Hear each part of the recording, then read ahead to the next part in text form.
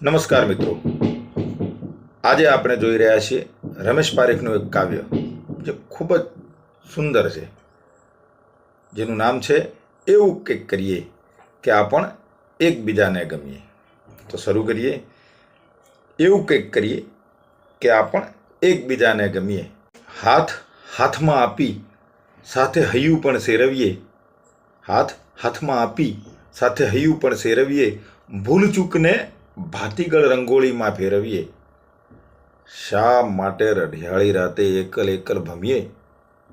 શા માટે રઢિયાળી રાતે એકલ એકલ ભમીએ.